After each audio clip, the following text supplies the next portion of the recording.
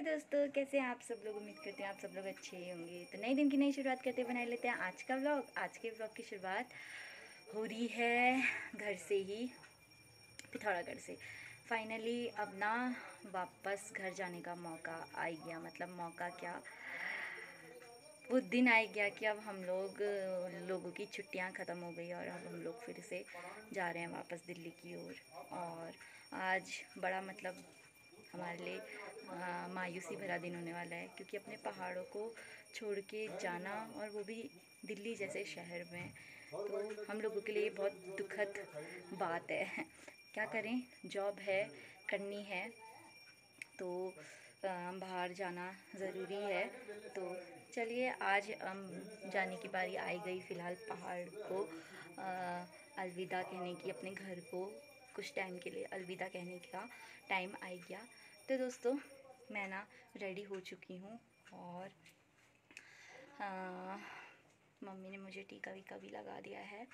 अब जाने की बारी आ गई है। अब मेरे को ना रास्ते में बहुत ज़्यादा उल्टी होती है और अभी से घर से मेरे को उल्टी होने लग गई है। तो देखते हैं आज का सफ़र कैसा रहता है। तो घर में सभी को अब अलविदा कह के हम लोग निकल चुके हैं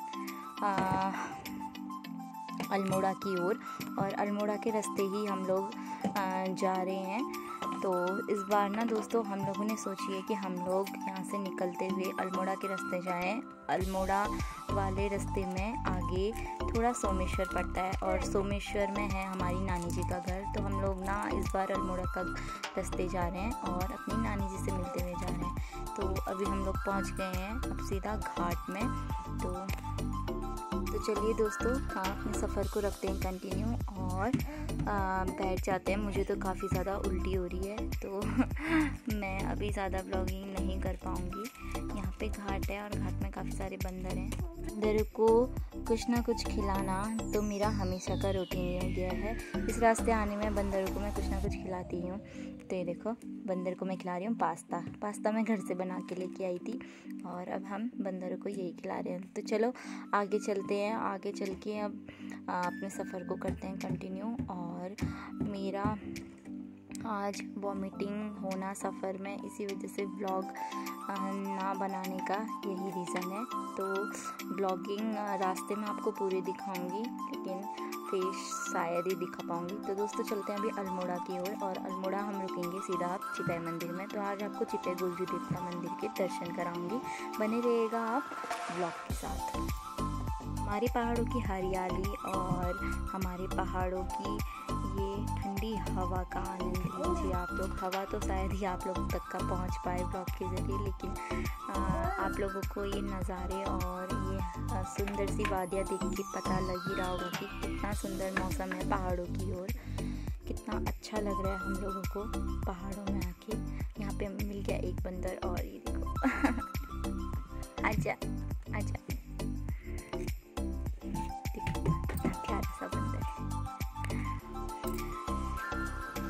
दोस्तों देखो कितना कोहरा लगा हुआ है आज, और कितना ज़्यादा मतलब मौसम ना ठंडा वाला हो रहा है पहाड़ों में, क्योंकि बारिश हुई थी। और बारिश भी ना हल्की हल्की होने में ही है, बूंदाबांदी होने में ही है। किसी तरफ हो रही है तो किसी तरफ नहीं हो रही है, तो बूंदाबांदी होने में ही है। और अभी हम लोग पहुँचे हैं, मतलब अल्मोड़ा पहुँचने वाले हैं। तो जीव के पापा तो ड्राइव कर रहे हैं और मेरा मुँह देखो कैसा हो रखा है। ये देखो मेरा मुंह, डुगू मेरे साथ गोद में बैठी।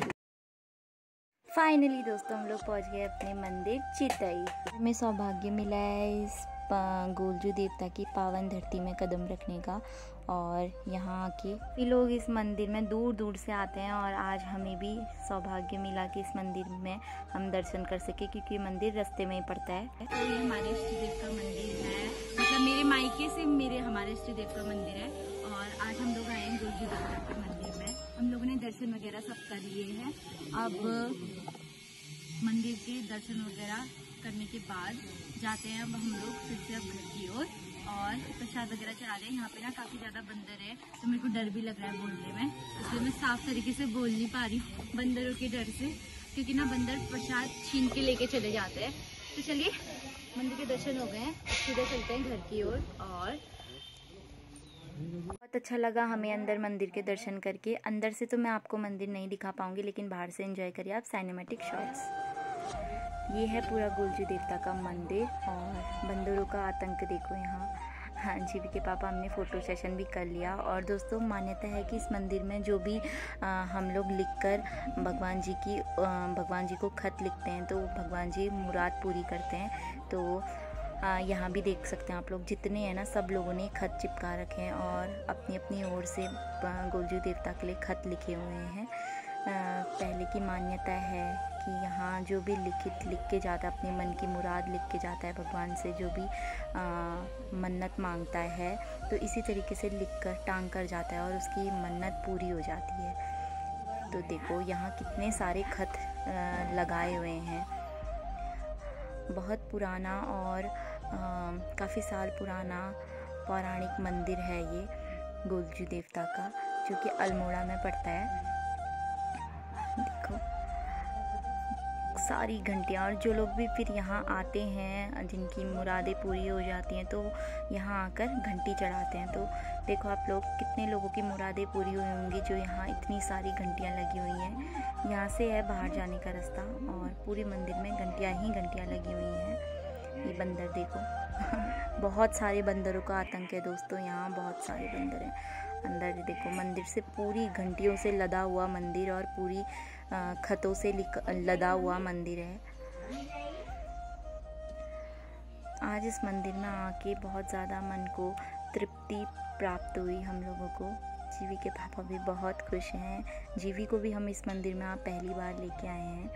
और ये है मंदिर के गेट के बाहर का व्यू। और यहाँ पे मिलती हैं कुछ मतलब ऐसी मंदिर की सामग्रियाँ, मंदिर की निशानियाँ, जो कि मैंने भी मंदिर की निशानी ली, सिंदूर, बिंदी वगैरह। कर यहाँ की कुछ ना कुछ निशानी लेना बहुत शुभ माना जाता है। तो दोस्तों हम लोग चितय मंदिर से निकल चुके हैं, अब जा रहे हैं अपने घर की ओर दोबारा वापस से। और मौसम देखो इधर साइड को भी बहुत ख़राब है, अल्मोड़ा से आगे की जगह है ये। आज पहाड़ों में सब जगह ही मौसम ख़राब है, पूरा कोहरा लगा हुआ है रोडों में, गाड़ी। बस कुछ ही देर में हम घर पहुंचने वाले हैं, तो मिलती मैं सीधा घर पहुंच के आप लोगों को। तो गाइज अब मैं फाइनली आपको सीधा चितय मंदिर के बाद मिल रही हूँ अल्मोड़ा से थोड़ा आगे सोमेश्वर नामक जगह से। सोमेश्वर दोस्तों हम अल्मोड़ा से थोड़ा आगे पड़ता है, कम से कम 1 या 1.5 घंटे का रास्ता है सोमेश्वर का। तो हम लोग आए हुए हैं सोमेश्वर, और सोमेश्वर है हमारे जीवी के पापा का ननिहाल, यानी कि मेरी सासू माँ का मायका। तो हम लोग आए हैं सोमेश्वर, और सोमेश्वर आने की खास वजह ये है कि नानी से भेंट गांठ करना। तो मम्मी जो मेरी सासू माँ है उनकी मम्मी से भेंट गांठ करने की थी ये वजह, जिस कारण हम लोग सोमेश्वर आए। और दिल्ली जाते जाते और बारों हमेशा मैं आप लोगों को दिखाती हूँ टनकपुर वाली बेल्ट, क्योंकि हम हमेशा जाते हैं टनकपुर के रास्ते दिल्ली। अभी यहाँ इस रास्ते जाने की, सोमेश्वर के रास्ते जाने की वजह यही थी कि हम लोगों का सोमेश्वर आना और सोमेश्वर में अपनी नानी जी से भेंट गांठ करना। तो हम लोग आए हैं मम्मी के मायके, जीवी के पापा के ननिहाल। तो अभी अभी हम लोग रात को पहुंच रहे हैं, और रास्ते में ना मुझे बहुत ज़्यादा उल्टी होती है, गाड़ी लगती है। आप लोगों को मेरा मुंह देख के पता चल ही रहा होगा आज मैं कितना ज़्यादा परस्त हो रही हूँ बिल्कुल। तो इसी वजह से मैं सीधा घर पहुँच कर ही ब्लॉग की शुरुआत कर रही हूँ। रास्ते से मैं ब्लॉग की शुरुआत नहीं, मतलब ब्लॉग नहीं बना पाई। चितय मंदिर में हम लोग उतरे थे, चितय मंदिर में हम लोगों ने दर्शन करे, जीविका को लेके गए चितय मंदिर में। चितय गुलजू देवता मंदिर से निकलने के बाद सीधा मैं ब्लॉग अभी ही बना रही हूँ, क्योंकि मुझे रास्ते में ना बहुत उल्टी होती है। और अब घर पहुँच चुके हैं हम लोग, तो अब चलिए फ़िलहाल फ्रेश हो जाते हैं, खाना पीना खाते हैं, और उसके बाद जितनी थकान है उसे दूर करते हैं। और मिलती हूँ मैं अब आप लोगों को सीधा सुबह एक नए ब्लॉग के साथ। तो आज के इस ब्लॉग को रखते हैं इतना ही। कल के ही ब्लॉग में अब मैं आपको घर के बाकी सारे सदस्यों से मिलाऊंगी, नानी वगैरह, नानी जी से सबसे मिलाऊंगी। तो मिलती हूँ मैं खुशी जल्दी एक नए ब्लॉग के साथ। तब तक के लिए स्वस्थ रहे, मस्त रहे, तंदुरुस्त रहे। बाय।